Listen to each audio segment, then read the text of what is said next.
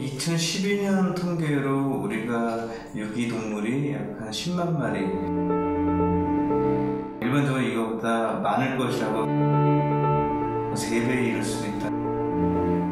다치거나 혹은 질병에 걸려서 제대로 먹지 못해서 일부의 아이들은 굉장히 사람의 애정을 갈구하는 쪽으로 바뀌게 되고요. 그러니까 약간의 애정 결핍 증상같이 그 나머지 절반은 극도로 경계하고 피하는, 주인이 버렸다는 그런 어떤 상실감 때문에 정신적인 고통을 받고 심지어 이상 행동을 보이는 등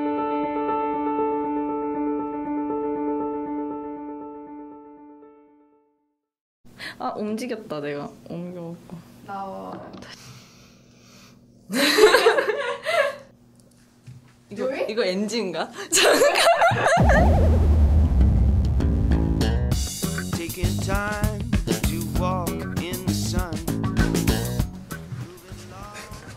잠깐만.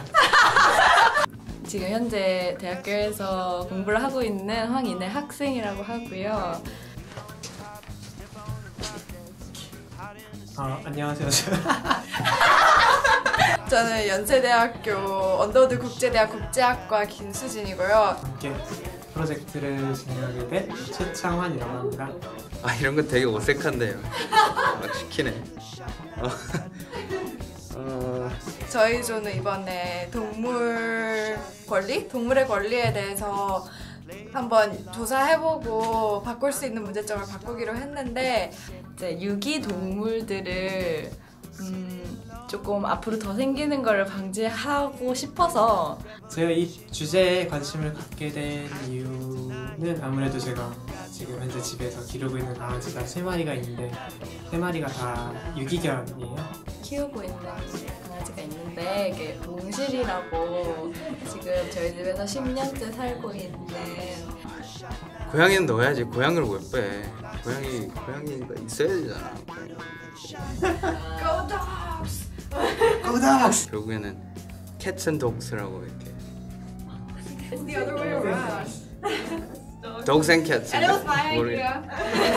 dogs and cats래요. 이번 기회를 통해서 어떤 개선점이 있을 수 있고 또 어떤 방법으로 좀 더 이렇게 유기견들이나 유기묘들을 도울 수 있는지 알아보고. 법이 있다는 것은 알고 있는데 이제 그게 얼마나 효과가 있는지 이런 것도 저희가 조금 더 알아보고 싶고요.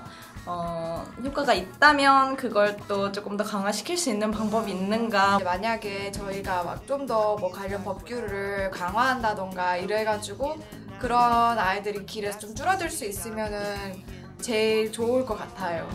물론 성격이 다 4명이 다 맞는 거는 아닌 것 같은데.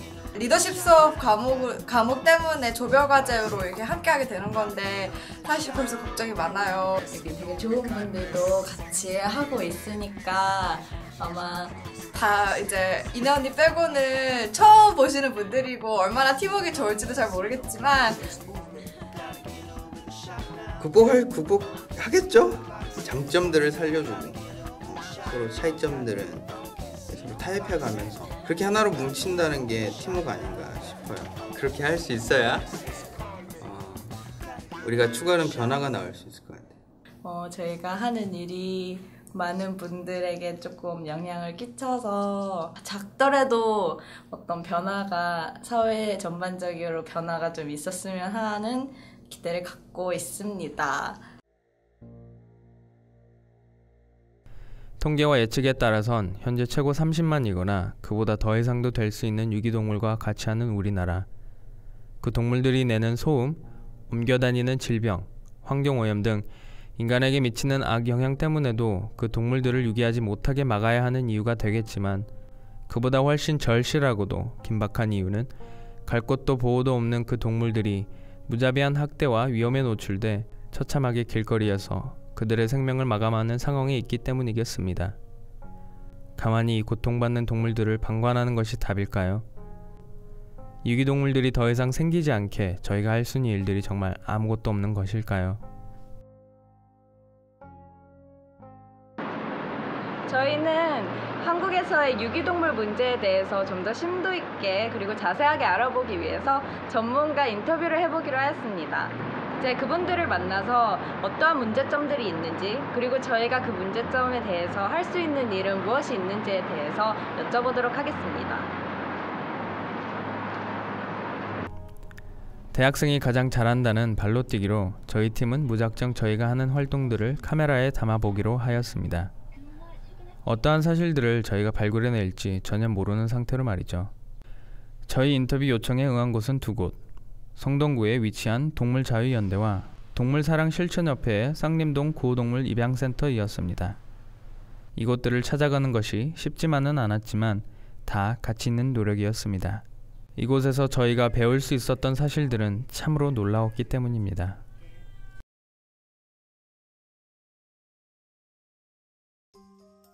대부분의 버려진 동물들은 이제 각 지자체에서 운영하거나 혹은 위탁하는 동물 보호소로 가게 됩니다. 그래서 그 개나 고양이 혹은 이제 그 외 동물들도 보호소에 들어가게 되면 1차적으로 10일 동안 공고를 하고 10일간 공고를 해도 주인이 나타나지 않는 경우에는 이 위탁 그 보호소나 직영보호소에서 임의로 다른 곳에 입양을 보내거나 환경이 여의치 않을 경우에는 이제 안락사되는 그런 단계를 거치게 됩니다. 개인이 운영하는 곳이기 때문에 이 직원 수의 한계가 있기 때문에 모든 신고를 하루에 뭐 수백 건씩 들어오는 모든 상황을 다 나가서 그 아이들을 다 구조를 해서 수용을 할 수 있는 것도 없거니와 다 구조를 할 수 있는 인력도 없어요.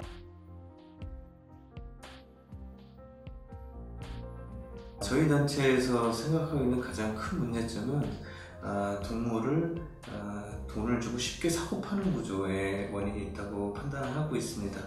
예를 들어서 강아지 같은 경우 우리가 펫샵에서 흔히 쉽게 이제 구입을 할 수 있고, 그리고 이제 다른 동물들, 심지어 소동물 같은 경우에 이제 마트에서도 이제 판매를 하고 있는데, 작은 동물, 작은 사이즈에 집착하시는 분들이 굉장히 많아요. 특히 우리나라, 일본보다도 우리나라는 굉장히 사이즈에 집착을 하시는 분들이 많으세요. 그러니까 저런 펫센터에서는 다 막 갓 태어난 지 얼마 안 되는, 젖도 떼기 전에 한 달도 안 되는 새끼들을 공식적으로는 40일 이상의 새끼들을 판매할 수 있게끔 되어 있지만, 그 개농장 같은 데서도 사이즈가 작은 아이들을 골라서 자꾸 새끼들을 빼면서 그 상황에서도 임신한 상태에서 뱃속에서 새끼가 크지 못하게 음식을 최소한 굶어 죽지 않을 정도로의 소량의 음식만 주고 아이들을 뱃속에서도 안 키우고 나와서도 역시 크지 않게 하기 위해서 적당량의 음식물을 급여하지 않고 그렇게 점점 아이들을 작게 최소화시켜서 작은 아이들을 내다 놓고 파는 거예요. 그러니까 사람들이 키워보지 않은 사람들은 너무 귀엽다, 앙증맞다, 내가 충분히 저 아이를 다룰 수 있겠구나. 마치 어떻게 보면 이제 그 장난감처럼 그냥 지금 당장 귀엽다거나 지금 당장은 행복하게 잘 살 수 있다거나 이렇게만 생각을 해서 그 반려동물과 사는 거를 큰 고민 없이 쉽게 결정하는 것 같아요. 돈을 주고 살 수 있다는 건 어떻게 보면 가장 쉬운 행위라고 봐야 됩니다. 근데 우리는 그런 그 가족이나 생명을 돈을 주고 사서 사랑을 얻으려고 하는 거잖아요. 이제 사랑이라는 그런 개념을 너무 쉽게 생각하고 있고 돈을만 주면 살 수 있다는 이런 개념으로 하다 보니까 또한 쉽게 버릴 수 있는, 그러니까 쉽게 얻은 거는 쉽게 또 버릴 수 있는 이런 구조가 됐다고 봐요. 그렇기 때문에 이제 펫샵이나 이런 곳에서 동물을 쉽게 살 수 있는 구조를 일단 없애야 되는데, 일반적으로 우리가 종견장 혹은 번식장이라고 하고 있는 그 강아지나 이제 동물들의 그 이제 생산 구조 자체를 바꿔야 된다고 생각을 합니다. 타는 사람들이 있기 때문에 자꾸 또 불법적인 루트를 통해서 새끼를 개농장에서 새끼를 받아다가 그 어린애들을 데려다가 적은 양의 사료를 급여하면서 파는 사람들이 자꾸 느는 거거든요. 타는 사람이 없으면 그 업계들은 다 문 닫게 되어 있어요. 타는 사람이 있기 때문에 자꾸 그 업계들이 활성화되는 거예요.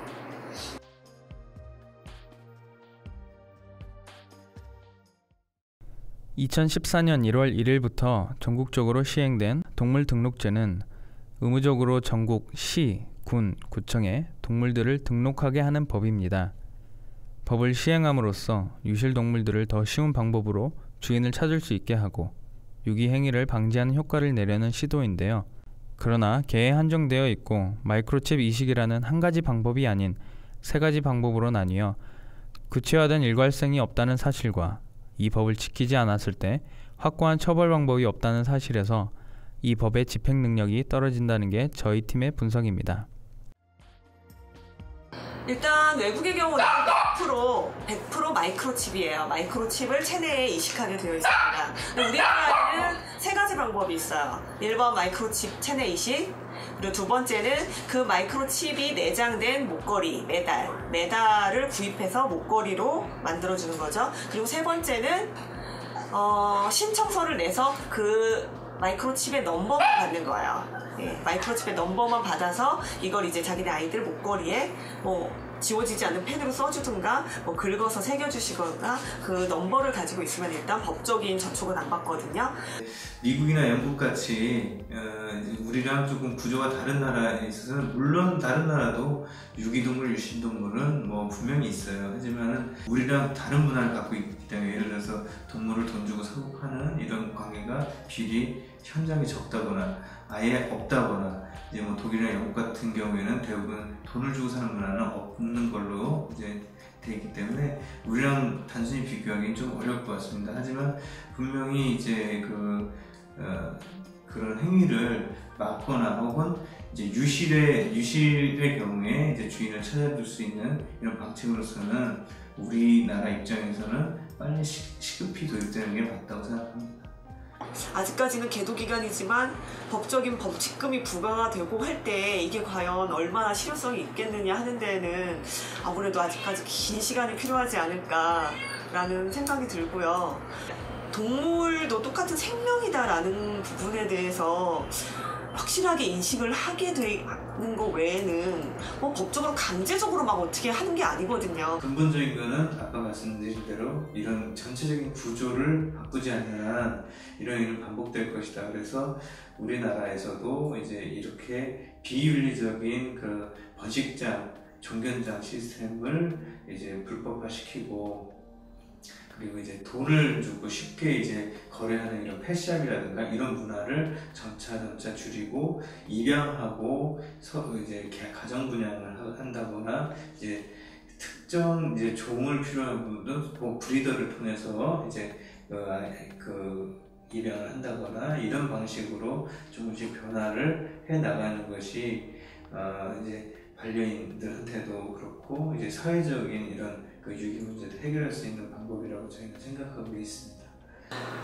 단지 1년, 2년 살다 갈 애들이 아니거든요. 그러니까 사람들은 보통 아직 좀 젊은 분들, 20대 분들만 해도 5년 후에 내 모습, 뭐 10년 후에 내 모습, 당장 취업하기 급급하지 그 후의 모습들 잘 생각 안 하거든요. 그래서 내가 5년 후에 취업을 해서 뭐 해서 이렇게 살고 있을 텐데 그때 내가 그 와중에도 얘를 같이 병행해서 책임을 지면서 살아갈 수 있을 것인가. 그리고 10년 후에도 내가 얘가 병들고 늙어갈 때 같이 얘가 내 생활의 시간을 쪼개서 얘를 병원에 데려가고 내가 결혼을 하고 애를 낳고 할 때도 10년 후에 이 아이와 같이 내가 결혼해서 애 낳고 이 생활을 병행할 수 있을 것인가. 이런 10년, 15년 후까지를 내 설계를 하셔야 되세요. 네, 이렇게 두 인터뷰를 통해 볼 수 있었듯이 유기동물 문제는 저희가 처음 예상했던 것보다 훨씬 더 큰 상황 속에 있었습니다. 상황이 더 악화될수록 고통받고 죽어만 나가는 것은 바로 유기행위를 당한 동물들 뿐이겠지요. 하지만 이 활동을 통해서 저희 팀은 사람들이 인식을 바꾸고 그리고 그들이 마음을 하나로 합친다면 이 문제에 관한 충분한 변화를 일으킬 수 있다는 것을 발견할 수 있었습니다. 문제를 해결하는 변화를 일으킬 수 있으려면 가장 먼저 문제가 있다는 것 자체부터 인정을 할 수 있어야 되겠죠. 이제 저희 팀원들과 함께 인터뷰를 통해 알 수 있었던 가장 큰 문제 두 가지, 법적 제도의 문제와 사람들의 인식과 문화에 대한 문제를 좀 더 자세히 알아보고 변화를 일으킬 수 있는 방법이 있는지 알아보도록 하겠습니다. 현재 와세다 대학 4학년 재학 중이고 유기동물 관련해서 우리나라 입법 활동을 하신 최창환 씨 한번 모셔보도록 하겠습니다. 최창환 씨 안녕하세요. 안녕하세요. 네, 창환 씨. 현재 우리나라에서 유기동물 관련 법이 어떻게 되어 있는 거죠? 이제 2014년도 3월 들어서 동물보호법이 이제 새로 개정이 되면서 동물 등록제가 이제 시행이 되었습니다. 그래서 아무래도 예전에 비하면 좀 유기동물에 대한 가능성이 좀 낮아지려고 하는 노력을 보이고 있는 걸로 볼 수는 있는데요. 하지만 현재 데이터 상으로 보면 전체 유기동물 중에 실제로 등록률은 50%대 후반에 지나지 않습니다. 등록 대상 동물 중에 현재 등록이 완료되어 있는 동물의 숫자가 그렇기 때문에 조금은 더 강력한 제재가 필요하지 않을까라고 생각을 하고요. 그리고 현재 동물보호법에 따르면, 동물보호법 시행규칙에 따르면 아무래도 지금 현재 규정상으로는 무선 전자식별 개체 혹은 인식표를 사용을 해서 동물을 등록하는 걸로 되어 있습니다. 하지만 인식표의 경우는 아무래도 무선 전자식별 개체보다는 훨씬 더 안 좋은 효율성에 대해서 문의를 갖게 되는 부분이 있고요. 그러다 보니까 그 부분에 대해서 좀 더 개선이 필요하지 않을까라는 것이 현재 문제점으로 좀 지적이 되는 부분이고요. 그리고 또한 현행법상으로 아무래도 과태료를 부과하도록 되어 있는데 그런 부분이 좀 많이 약하기 때문에 조금은 더 사람들의 인식이 개선이 되지 못하고 있지 않나라는 생각을 합니다. 네, 그렇군요. 그럼 그 법의 문제점들을 어떻게 다루고 변경해야 조금 더 효과적으로 유기동물들이 생겨나지 않게 할 수 있을까요? 네, 앞서 언급드린 것과 같이 그런 문제점들을 해결하려면 일단은 저는 무선 개체 식별 장치가 좀 더 활성화될 필요가 있다라고 생각을 합니다. 현재 자료를 보면 2012년도 기준에 따르면 현재 유기견들 중에 약 25% 정도는 새 주인을 맡고 8.7% 정도밖에 원래 주인에게 돌아가지 못하고 있는 상황입니다. 그런데 만약에 유기견들이 10일이 경과할 때까지 새로운 주인을 찾지 못하게 될 경우에는 이 친구들 소유권이 지자체로 이전이 되게 돼 있는 게 현재 법상의 상태고요.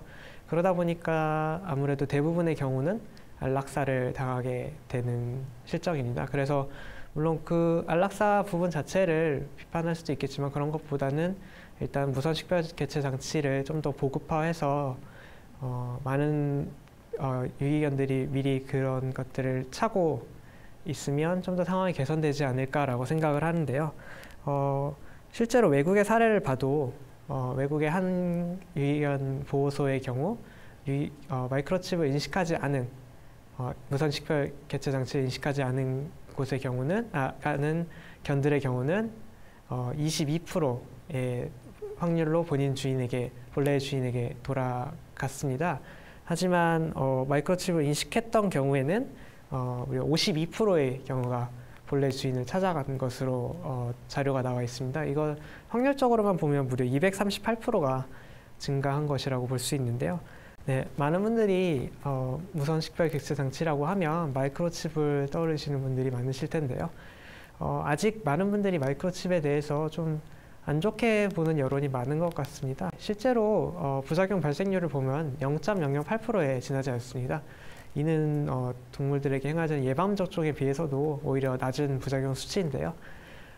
마이크로칩을 삽입하게 되면 마이크로칩은 내장형이기 때문에 훼손이나 잃어버리는 경우가 있지 않기 때문에 그리고 동물의 사는 기간 동안 계속 마이크로칩이 효과를 발휘할 수 있도록 설계가 되어 있기 때문에 이런 것들이 좀 더 효율적으로 투입이 된다면 분명히 이런 문제를 해결하는 데 도움이 될 것이라고 생각을 하고요. 실제로 호주나 일본의 같은 경우는 법적으로도 이미 설정이 되어 있는 실정입니다. 그러다 보니까 이제 우리나라도 좀 더 이런 것들을 더 법적으로 확고하게 설정을 해 나간다면 그런 문제를 해결하는데 충분히 도움이 될 것이라고 생각을 합니다. 네, 감사합니다. 그러면 이제 두 번째 문제점에 대해서 알아보도록 하겠는데요. 두 번째 문제점은 바로 사람들의 인식과 문화에 관련이 있습니다. 바로 어떠한 문제점들이죠? 네, 제가 생각하기에 우리나라의 애완동물 문화라든가 인식에 대해 제일 큰 문제점은 사람들이 전반적으로 애완동물에 대한 책임의식이 좀 부족하다는 것입니다. 그래서 제가 보기에 그 책임감 결여는 아무래도 애완동물을 어디서 구하는 게 너무 쉽다는 그런 원인으로부터 오는 거라고 생각이 드는데요. 유기견 보호소는 그래도 좀 절차를 복잡하게 해서 사람들 이제 잠재적인 주인들이 정말 적합한 사람인지를 제대로 파악하기 위한 노력을 하는 게 좀 많이 이제 노력이 보이지만 특히 애완샵 같은 데에서는 절차가 너무 간소해요. 그래서 정말 종이에다가 몇 가지 간단하게 자기 정보를 써놓기만 하면은 며칠 내면은 금방 강아지, 고양이들을 집으로 데려갈 수가 있거든요. 그리고 또 다른 문제점은 지금 제가 제일 우리나라에 있어서 가장 큰 문제라고 생각하는 게 그 인터넷 카페로 애완동물 이렇게 분양받는 행위라고 생각을 하는데요. 그런 카페들을 들어가 보면 애완동물을 구하는 게 얼마나 쉬운지 알 수 있습니다.